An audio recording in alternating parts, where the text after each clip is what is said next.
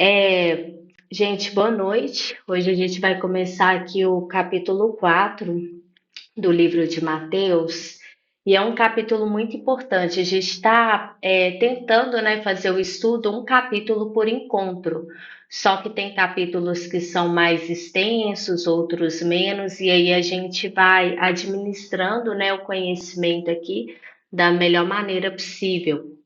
E aí a gente sempre começa o nosso encontro aqui com uma oração. Quem pode orar para a gente começar? Ora para a gente, Marcelo. Soberano Deus, eterno Pai, obrigado, Senhor, pela essa oportunidade, Pai, para esse devocional. Obrigado pela vida de cada um, pelos meus irmãos, pelas minhas irmãs.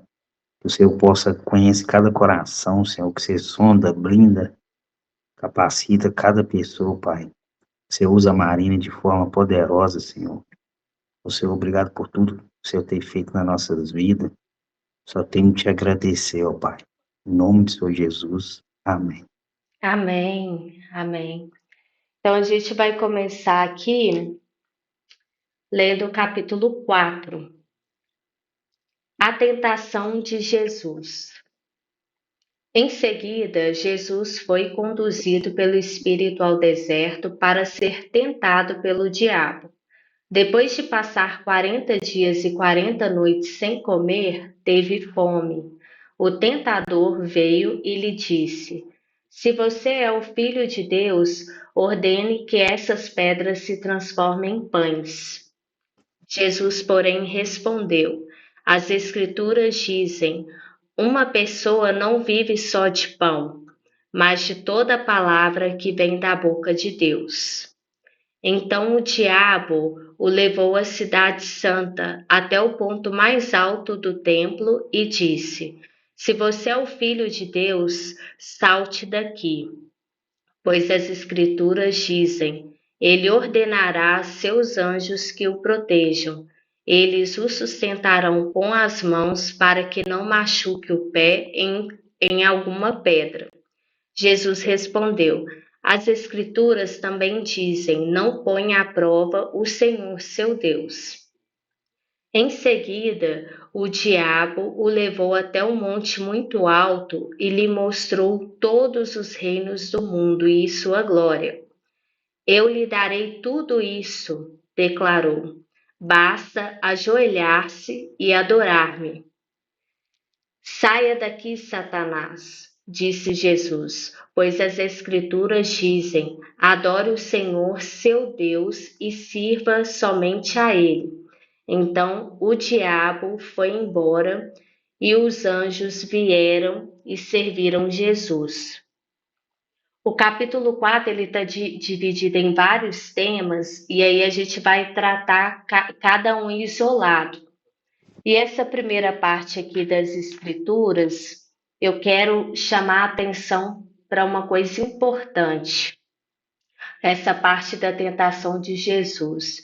Jesus teve fome e a primeira coisa que Satanás fez foi pedir, né, para ele transformar essa pedra em pão, né? Então, assim, Satanás ele sempre está trazendo situações confortáveis para gente, confortáveis, né? Ou seja, trouxe ali a questão do pão, trouxe também, né, sobre colocar Deus à prova, tira-te daqui de cima, ou se não, essa daqui, né? Olha só, tudo isso aqui, todos os reinos e poder serão seu se me adorar, né? Então, o Satanás, ele tá ali sempre tentando cativar as pessoas, sempre tentando atrair as pessoas para coisas que são confortáveis, para coisas que são em tese boas.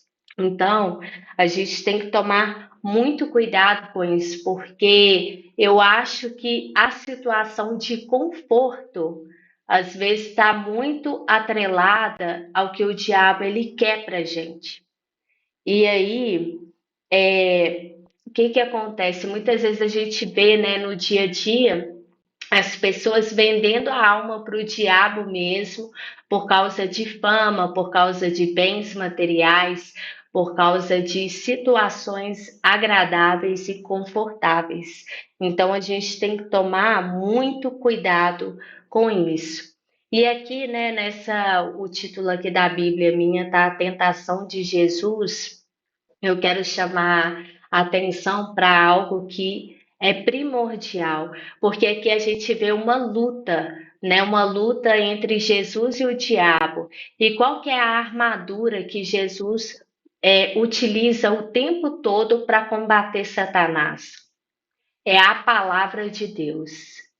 Jesus, ele cheio de poder, glória e majestade, né, por ser ali o Filho de Deus encarnado aqui na Terra, ele poderia, sei lá, fazer várias coisas ali, e ele combateu o diabo com base na palavra de Deus. Por quê? Porque ele quis dar o exemplo para nós. Aqui, ó, todas as respostas dele, se vocês observarem, podem olhar aí, ele sempre começa assim, ó, as escrituras dizem, uma pessoa não vive só de pão, mas de toda a palavra que vem da boca de Deus. Depois ele diz, as escrituras também dizem, não ponha à prova o Senhor, seu Deus. Depois, ao final, ele fala: saia daqui, Satanás, pois as Escrituras dizem: adore o Senhor, seu Deus, e sirva somente a Ele. Então, o tempo todo, Jesus ele está usando a armadura de combate ali, a palavra de Deus. E é isso que a gente tem que fazer nos dias atuais, nos dias de hoje. Nada mudou. A armadura ela continua a mesma. Então, né, Jesus fez milagres, maravilhas, sinais, prodígios, tudo, mas ele combateu Satanás ali só com a palavra de Deus, em obediência à palavra de Deus, algo que é super possível e alcançável para nós. Então, assim, a gente tem que refletir muito sobre isso, entender que a palavra de Deus ela é uma armadura poderosíssima. Ela é uma arma de combate poderosíssima e as pessoas não colocam, não põem fé nisso. As pessoas acham, isso aqui é só uma doutrina negativa, isso aqui é a arma mais forte que a gente pode utilizar para combater Satanás. E aqui, olha só, eu quero chamar a atenção ainda para essa parte do texto, essa parte aqui, ó. É o último versículo 11 aqui. Então o diabo foi embora e os anjos vieram e serviram Jesus. O que eu quero dizer dessa parte aqui? Deus ele permitiu que Jesus fosse tentado pelo diabo. E só quando Jesus combateu o diabo é que os anjos chegaram e serviram Jesus, que ele estava com fome. Então, muitas vezes na vida a gente vai ter provações. Provações a gente vai estar cara a cara ali, ó, com o mal, com o diabo, e a gente tem que usar a palavra de Deus para combater. Então, Deus ele permite que a gente passe por provações, por situações difíceis, e aqui ele permitiu que Jesus fosse tentado pelo diabo, e só depois que Jesus venceu o diabo, só depois que o diabo foi embora, é que os anjos apareceram e serviram Jesus. Eu tenho certeza que Jesus ele foi muito bem servido pelos anjos. Então, às vezes na nossa vida, a gente vai estar, nós vamos estar expostos a situações em que Satanás pode se embater na nossa porta. E a gente tem que estar preparado. Porque ele vai fazer isso. Satanás, ele odeia a gente, ele odeia as famílias, entendeu? Aqui, ó, a gente tem que estar preparado. E nós, como seres humanos que somos, nem sempre estamos preparados. Nem sempre. Nós somos seres humanos carnais, então a gente tem que estar sempre buscando alimentar o nosso espírito, fazer jejum, fazer oração, porque a nossa carne é fraca. Então a gente sempre tem que estar vigilante, não podemos dar lugar ao diabo nas nossas vidas, porque as investidas são muitas.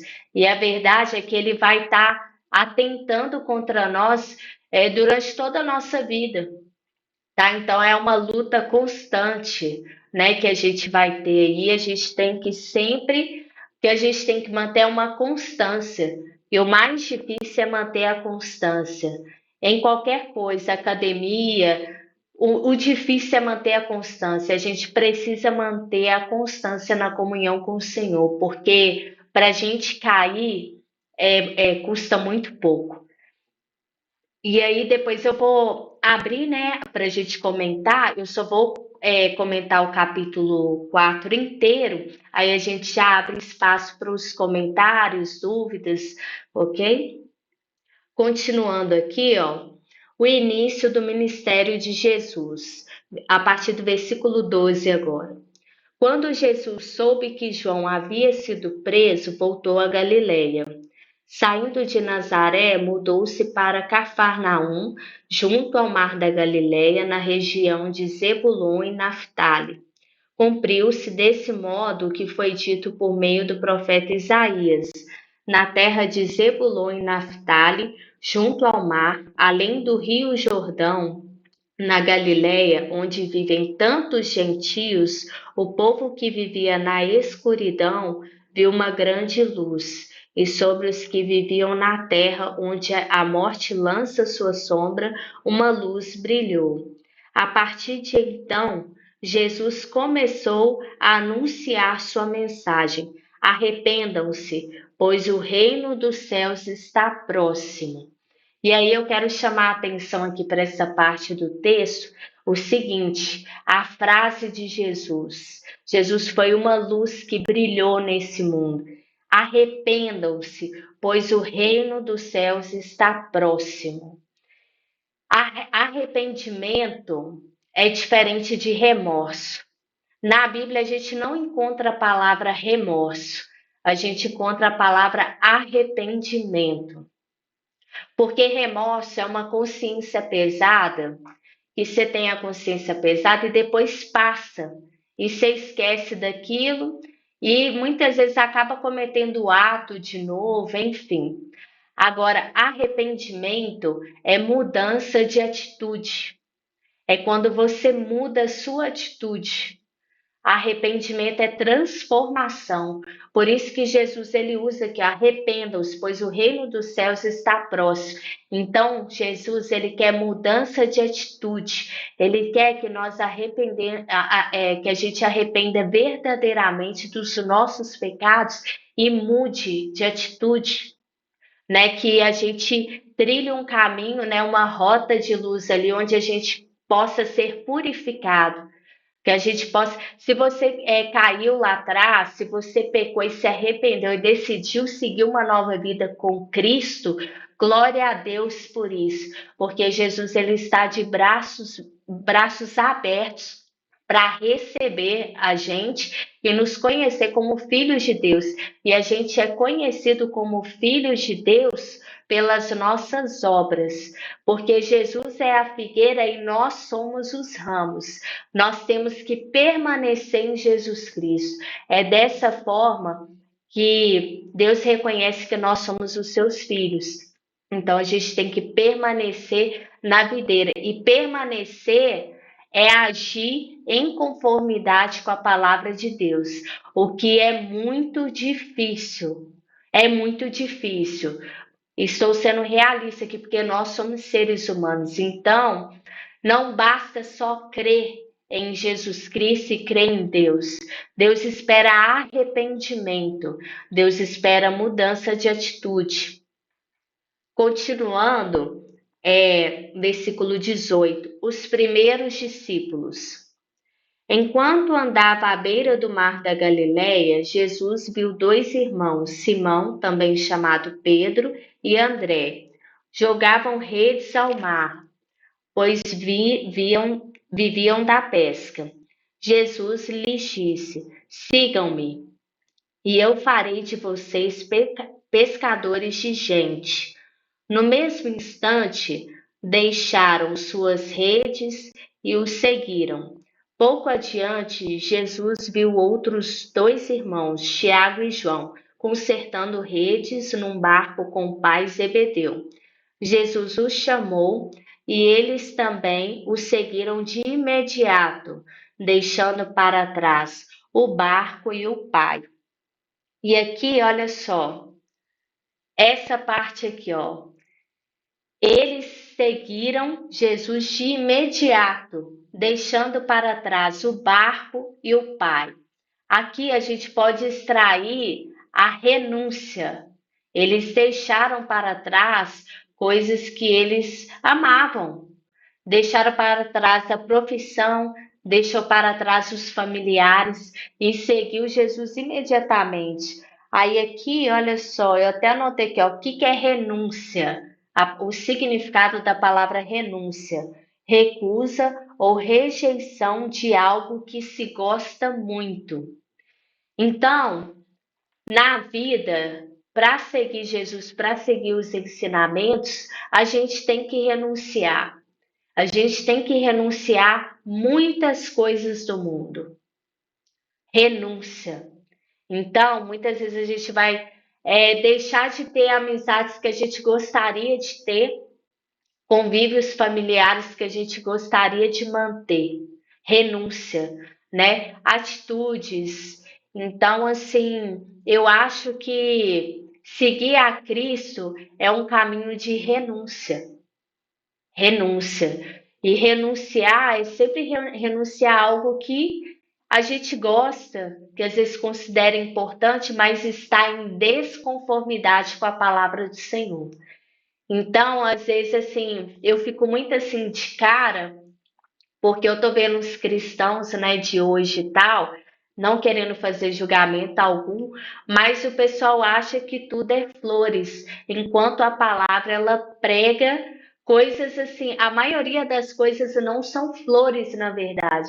É só olhar o final da vida dos apóstolos de Cristo. Então, tudo tem um preço. E para seguir Jesus também tem um preço. Então a gente tem que renunciar várias coisas desse mundo, justamente para a gente seguir o caminho aí em conformidade com a palavra. E vou falar com vocês, tipo assim, a caminhada com Cristo não é um martírio sem fim, não. Você encontra uma paz que ela excede todo entendimento, é uma paz que ela te preenche, que ela te traz felicidade, que ela te traz sabedoria e evita muitas vezes o sofrimento. Agora, quando você está sofrendo ali, fazendo as coisas que são de Deus, você pode ter certeza que o seu galardão lá no céu só está crescendo, crescendo, crescendo. A gente vê aí essa mercancia, né, o comércio das igrejas e tal, mas no estudo bíblico aqui a gente vai ver que a gente tem que ajuntar tesouros lá no céu e não aqui na terra, né? Então, assim, aí fica vendo aí, passou cobrando não sei quantos mil para cobrar ali, lá. Que tesouro será que eles estão buscando? É o tesouro da terra ou dos céus? Então, não se preocupem, Deus, o nosso Pai, ele é um Deus justo, né? Então, não acha que você está sendo prejudicado aqui de alguma forma que depois você não vai ser recompensado pelo Senhor, você vai sim.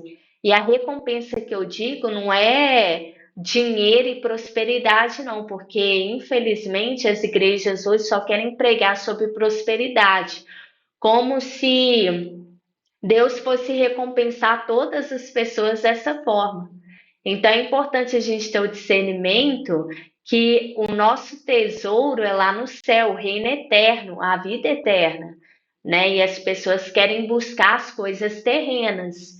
E isso é muito triste. A gente está tendo uma inversão de valores muito grande. E aí, continuando aqui, a partir do versículo 23, multidões seguem Jesus. Jesus viajou por toda a região da Galileia, ensinando nas sinagogas, anunciando as boas novas do reino e curando as pessoas de todo tipo de doenças. As notícias a seu respeito se espalharam até a Síria, e logo o povo começou a lhe trazer todos que estavam enfermos. qualquer que fosse a enfermidade ou dor, quer estivessem possuídos por demônio, quer sofressem de convulsões, quer fossem paralíticos, Jesus os curava. Grandes multidões os seguiam. Gente da Galiléia, das 10 cidades, de Jerusalém, de toda a Judéia e da região a leste do Rio Jordão. Agora eu vou abrir espaço, vocês fiquem à vontade para acrescentar comentários, tirar dúvidas.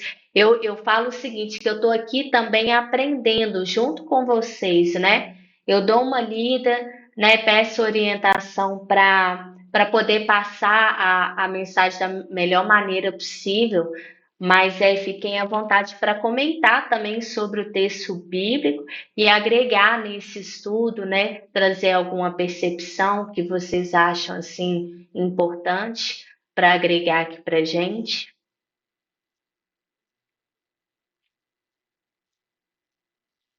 Alguém tem alguma dúvida? É muita informação, né, gente? Aqui a gente falou inicialmente sobre a tentação de Jesus no deserto. Depois começou aqui o início do ministério de Jesus. Tem uma parte breve aqui dos discípulos, né? E depois as multidões seguindo Jesus aí pelos milagres que ele começou a fazer. Se vocês quiserem compartilhar alguma experiência também pessoal, Queria dar uma palavrinha. sim? Então, sobre a primeira parte, lá sobre a tentação de Jesus, né? As tentações, elas vêm de várias formas, né? Em várias áreas das nossas vidas. Um exemplo que eu dou, eu comecei recentemente uma dieta, assim, bem restritiva, sabe? E onde eu tenho que cortar açúcar, principalmente. Então, esses dias eu mandei mensagem pro meu marido, falei, passa na farmácia, traz algum chocolate, senão eu vou morrer.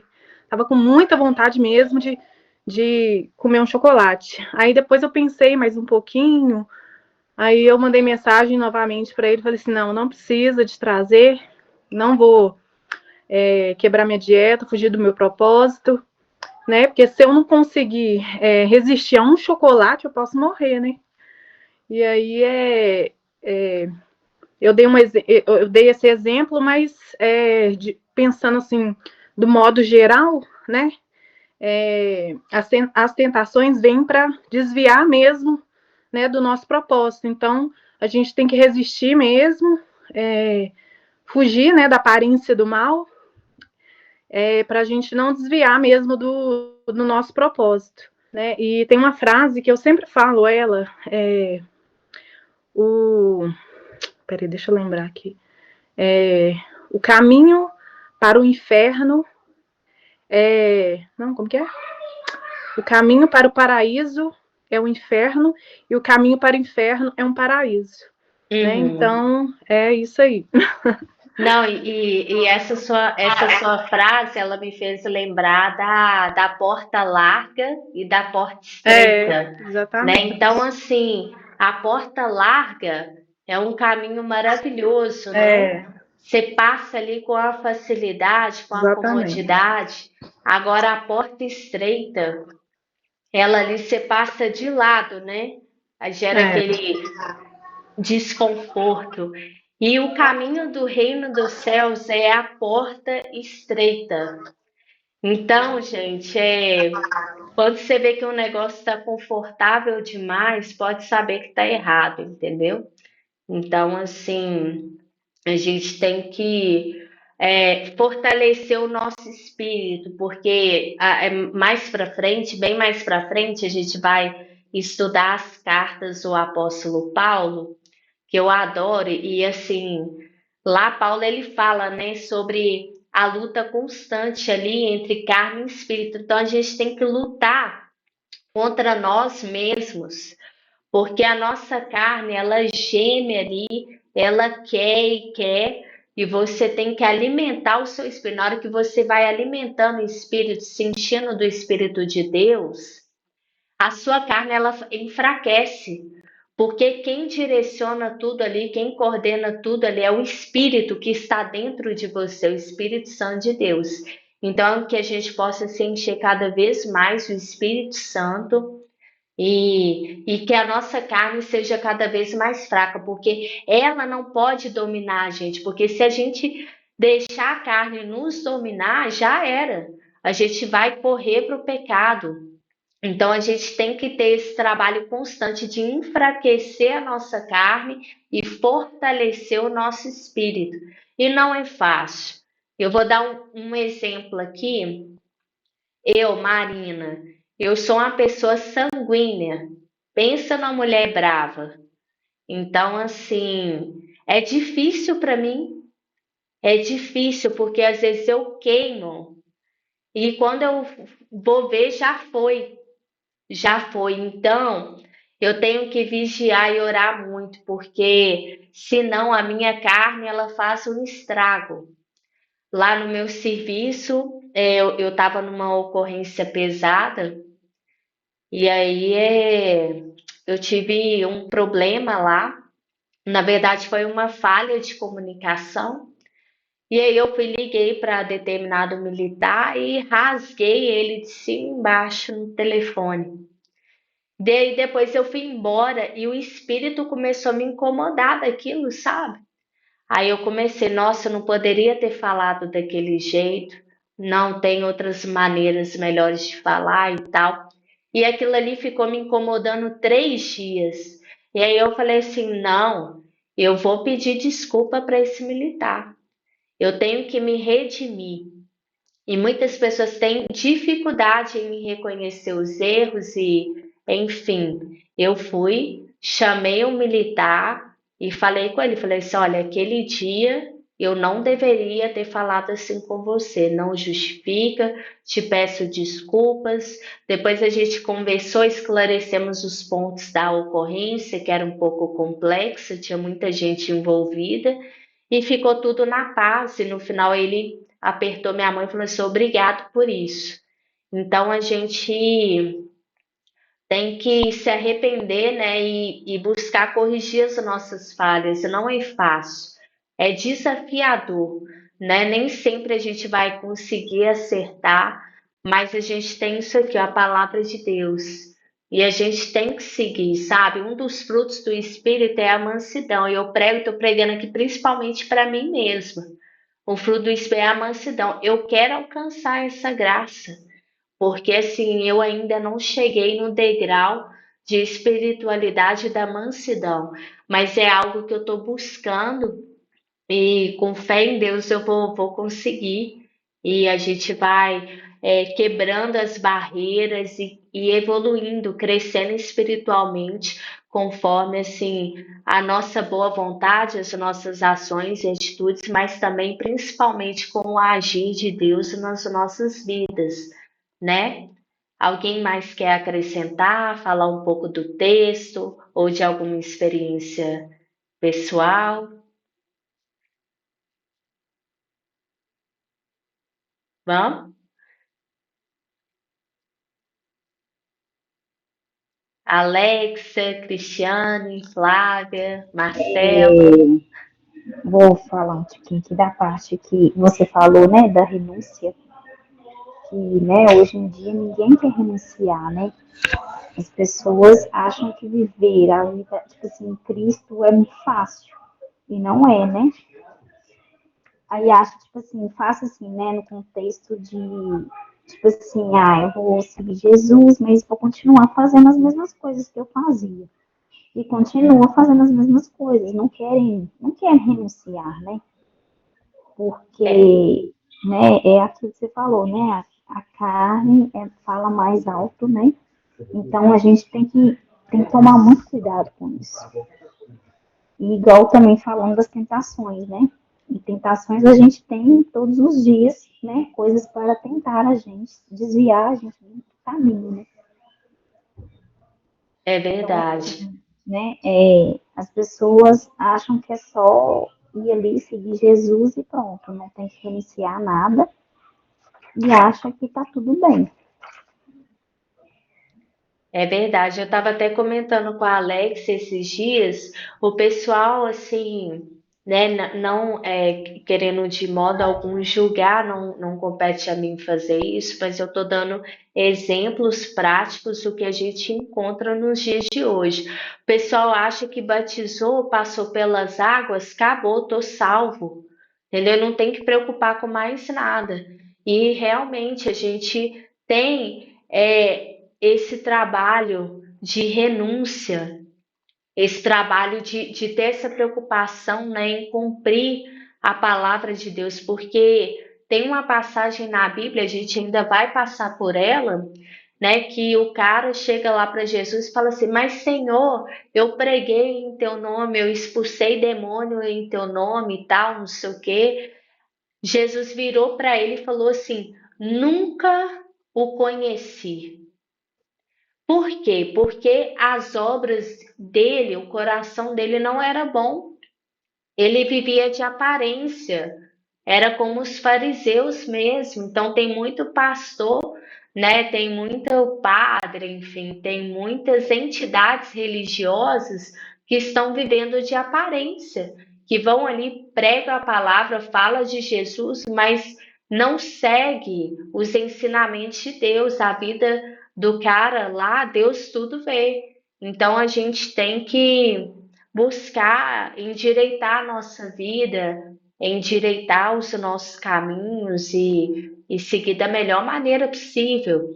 Igual, por exemplo, a gente ainda vai passar por essa passagem, mas é algo que está falando muito forte assim no meu coração. Tem a passagem em que Jesus chega lá no templo e tem aquele tanto de comércio e Jesus começa a destruir tudo, tipo assim, sai da minha casa, que é casa de adoração. Vocês são, aqui tá parecendo um covil de ladrões e tal. E aí você olha para as igrejas hoje, você vê um faturamento gigantesco, né? Você vê pastor andando de jatinho, você vê aí determinada pastora vendendo o curso aí, o curso caríssimo, entendeu? Para pregar a palavra de Deus, pastor aí cobrando 280 mil reais para pregar em determinado lugar. O que é isso? Então, são pessoas que estão buscando as riquezas terrenas ali, ó, bens materiais ali, né? A palavra de Deus ela tem que ser pregada, né? No meu ponto de vista, de graça, né? Uma coisa foi assim: ó, Marina, eu quero que você vá lá no Nordeste. Eu falei assim: bacana. Aí você me arrumou uma passagem para eu ir lá e um lugar para eu dormir, um trem para eu fazer um lanche lá. Aí beleza. Agora você ficar cobrando, né? Tipo assim, eu acho isso muito sério, entendeu? Eu acho que as pessoas estão muito apaixonadas com as conquistas, as coisas do mundo mesmo. E Deus está observando tudo isso. Deus ele está observando tudo isso. Então, eu chamo a gente hoje para ter ter mais senso crítico. Estudar a palavra é justamente para a gente apurar o nosso senso crítico. Teve um dia que a minha sogra ela falou assim: ó, segue esse pastor aqui que está tendo o culto da prosperidade e tal, não sei o quê. Só que ela estava falando, então eu falei assim: eu vou seguir aqui, vou olhar, né? Até por consideração a pessoa. Aí cheguei lá e eu fui ver o culto, né? Online. O cara pegou uma corda e falou assim: ó, todo mundo que tocar nessa corda aqui, em tantos dias vai receber dinheiro, assim, assado. Aí eu fiquei olhando para aquilo ali, gente, isso é idolatria.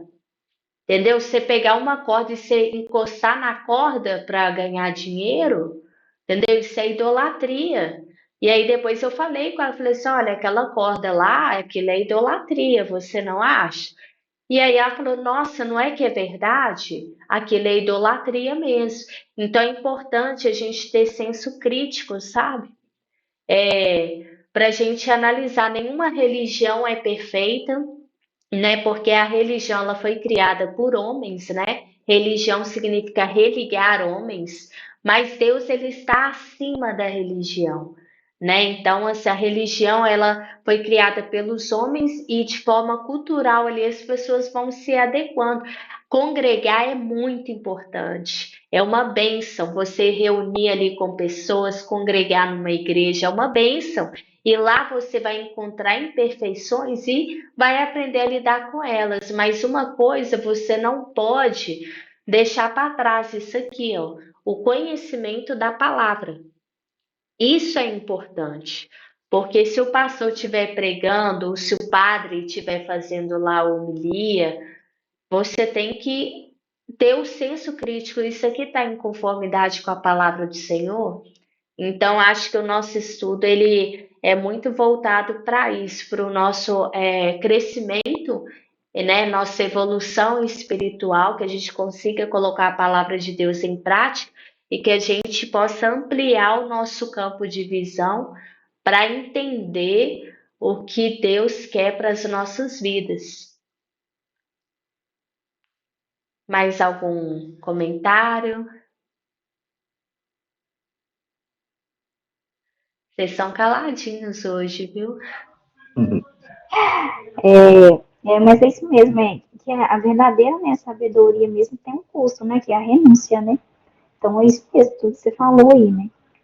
Aí as pessoas ficam idolatrando, né? As pessoas estão pensando mais em ganhar, né, dinheiro, né? Então é isso mesmo. Tem que, como se diz, ter discernimento, sabedoria. Sim, com certeza.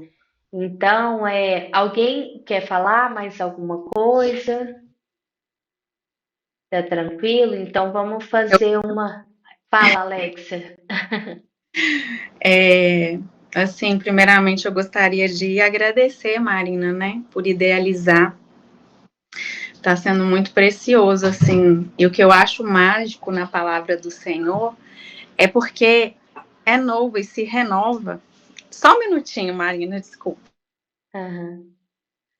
Mas estudar a palavra é bom, gente, e me faz muito bem, né? Eu falei assim, vou criar esse grupo de estudo até mesmo para eu aprimorar mesmo como pessoa, como ser humano, né? Porque eu acho que todos nós temos uma caminhada, todos nós temos dificuldades, né? E é bom. E aí, assim, te agradecer, e muito legal também ter os nossos irmãos aqui em comunhão. Eu já aprendi um pouquinho de cada um aqui, que foi falando, e eu vou anotando também. Mas eu acho muito importante, quando você foi lendo, a gente vai pensando na formação da nossa identidade, porque a gente vai adquirindo coisas ao longo da vida, e essas coisas vão construindo a nossa identidade. E muitas das vezes você vai construindo com os padrões do mundo, da forma que você acha que tem que ser. E o legal, né, desse capítulo é que o Senhor vai nos mostrando e vai lapidando, ou seja, a gente pode começar a lapidar a nossa identidade com base nas atitudes de Jesus. Igual um termômetro para mim, para eu saber se eu estou no caminho certo, Jesus faria isso? Quando você falou sobre você ter sentido, né, que sua atitude foi errada, é porque você estava no espírito. Quando a gente está no espírito, parece que a correção vem quase que em fração de segundos. A gente comete a ação e automaticamente o Espírito Santo já dá uma chacoalhada. Opa, É isso mesmo. vamos pular essa rota. Mas se a gente não tiver alimentado da palavra, da oração e do jejum, o constrangimento passa a não existir. E aí, então, tem uma pastora que eu gosto muito, que é a Thalita Pereira. Ela traz muito essa questão da identidade. Se a nossa identidade não estiver em Cristo, a gente sempre vai querer provar alguma coisa para alguém. Eu até dou exemplo quando Jesus está lá crucificado, e aí tem uma hora que falam assim, se você é o Filho de Deus, então por que você não desce daí e salva-se a si mesmo? E às vezes, olhando de fora, a gente fala assim, como pode, né, alguém falar assim? Mas e no nosso dia a dia? É aplicável no nosso dia a dia. Se alguém fala assim, ah, se você é isso mesmo, vai lá e faz. Se a gente não tiver no espírito, a gente vai cair nas astutas ciladas do inimigo. A gente sempre vai ter essa necessidade de provar algo para alguém. E o que eu acho lindo em Jesus é que a identidade dele foi assim, fiel. Ele não mudou para agradar pessoas. Ele foi exatamente aquilo que ele veio ao mundo para ser. Por mais que viessem pessoas e falasse assim, mas se você é isso ou se você é aquilo, ele era muito pontual nas respostas que ele, né, dos questionamentos que ele tinha. Então, para mim, hoje, o termômetro é pensar assim, Jesus faria isso? Porque, às vezes, cheios da carne, a gente é reativo, a gente quer provar. Eu já até uma vez compartilhei que, no meu caso, era pior, porque eu nunca fui a pessoa de devolver na mesma moeda. Mas, em contrapartida, eu deixava o remorso me consumir. Ou seja, então isso não me faz melhor que ninguém, ao contrário, porque tem aqueles que já fala, bateu, levou, é o 880. No meu caso, eu ficava me remoendo, por que fulano falou assim comigo, por que foi desse jeito? Então, sendo da forma de retrucar ou da forma de guardar, a gente tem que todos os dias reafirmar a nossa identidade em Cristo. Do contrário, Amém. a gente vai querer reagir ao mundo. E o mundo todos os dias vai nos trazer provocações. Amém. Perfeita a sua colocação, Alexia. E eu acho que essa busca da identidade em Cristo é algo que a gente tem que fazer todos os dias, porque o ser humano ele esquece muito rápido das coisas, né? Então, assim, eu peço a Deus mesmo que nos dê sabedoria e discernimento, né, para a gente caminhar, para a gente trilhar, né, firmar os nossos pés em lugares seguros, né? Então, assim, realmente a gente tem um trabalho muito grande a se fazer, por quê? Porque cada um aqui tem uma vida, uma caminhada, e a nossa identidade, né?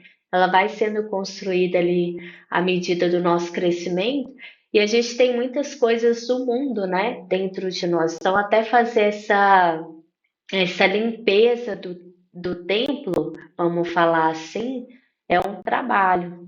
É um trabalho, eu acho que é aquele trabalho de formiguinha mesmo, que a gente tem que fazer ali de pouquinho em pouquinho, que eu quero dizer assim, diariamente mesmo, fazer essa autoanálise diariamente, muito bom. O nosso tempo está acabando, eu vou fazer uma oração para a gente encerrar esse encontro. A gente podia só fazer uma selfie aí, ó, de fazer um X aí, pra gente postar lá no grupo a nossa foto.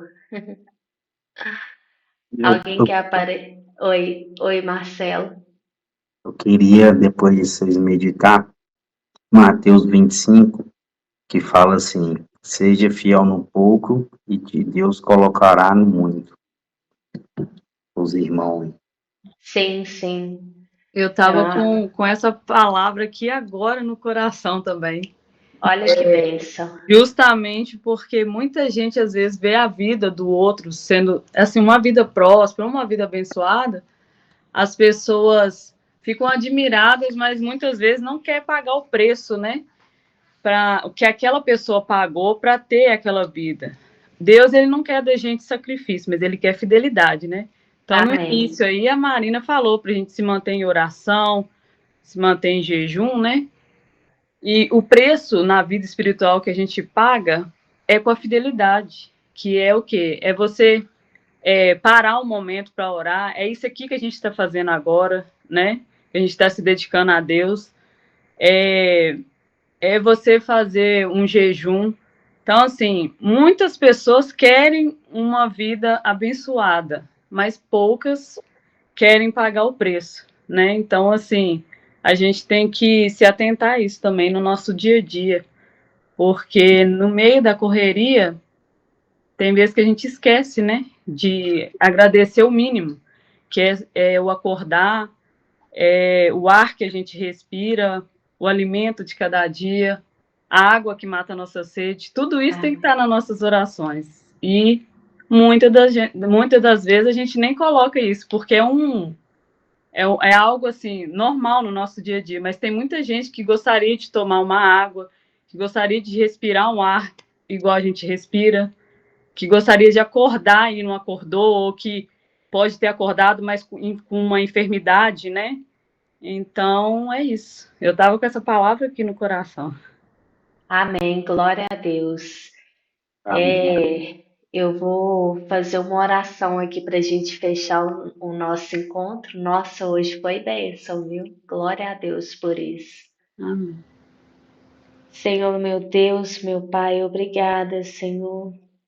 Obrigada por esse encontro, foi uma bênção.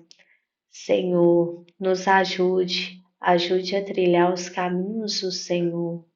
Senhor, faça que a gente consiga recuperar a nossa identidade, Senhor, a nossa identidade conforme Cristo Jesus nos ensina. Que a gente, Senhor, possa ter sabedoria para ser fiel no pouco, Senhor, e que a gente possa amar o Senhor cada dia mais, amar a sua palavra cada dia mais, que a palavra do Senhor, ela esteja cravada em nossos corações e no nosso interior, para que a gente possa aplicar, Senhor, as palavras no nosso dia a dia, nas atitudes, Senhor. Meu Deus, perdoe-nos pelos nossos pecados. Faça, Senhor, com que a gente se arrependa de fato dos nossos pecados e decida caminhar uma rota de luz com o Senhor, que a gente tenha prazer em andar nos caminhos do Senhor. Obrigada, Senhor. Abençoe a vida de todos. Abençoe a vida também dos que não puderam participar. E que o Senhor esteja sempre conosco. Amém. Glória a Deus, aleluia. Gente, obrigada. Até o próximo encontro, se Deus quiser. Você já fez a selfie, Mari? Ah, é? A Só selfie, abre meu o Deus do livro. céu. Vamos lá. Vamos lá. Ai, ai. X. Aparece aí.